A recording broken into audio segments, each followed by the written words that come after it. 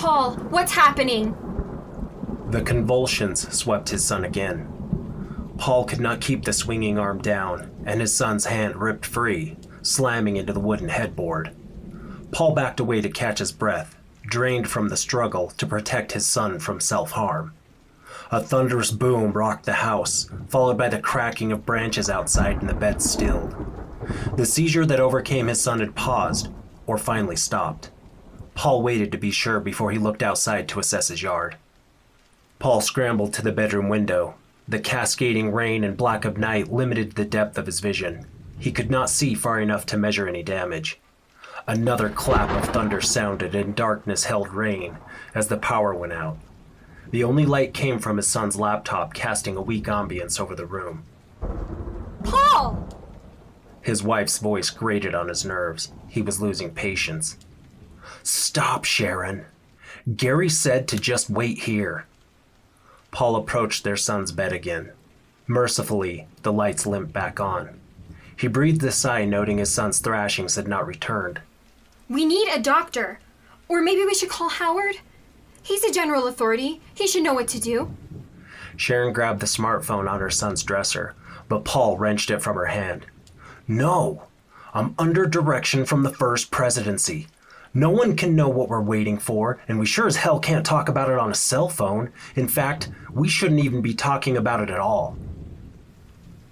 First Presidency? Are you serious? This is my son. I don't care what Gary told you, but Max isn't well. Paul, I'm scared. We need help. Why can't we call the stake president? What about the police? Or why don't you give him a blessing? Paul ignored her last sentence. Sharon grabbed for the phone again, but he held up his forearm, pushing her away. Paul recalled the conversation earlier. Gary's words had reverberated in his mind. "Do all you are commanded. This will require additional help.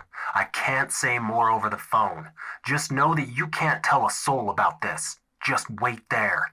I'm not asking as your brother-in-law, but as a prophet of the Lord. This is beyond sacred and well past secret." Paul froze upon hearing Gary's words. He had never talked like that before.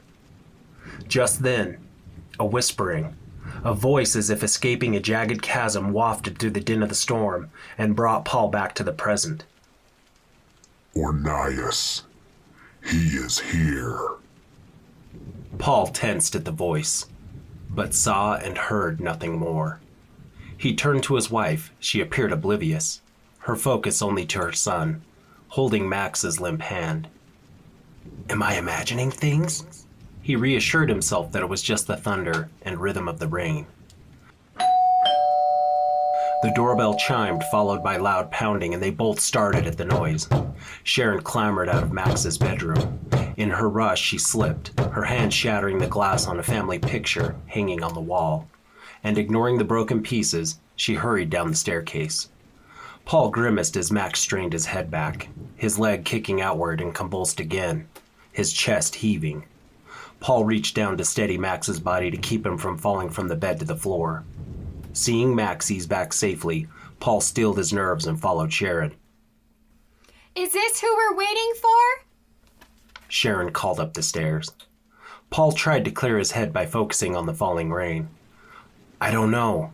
Gary wouldn't tell me anything." The raging storm cut the power to the home and Sharon screamed. Ah! Paul burst into a run down the staircase, holding the cell phone in front of him, the soft light guiding his steps. He paused, hearing his wife apologizing.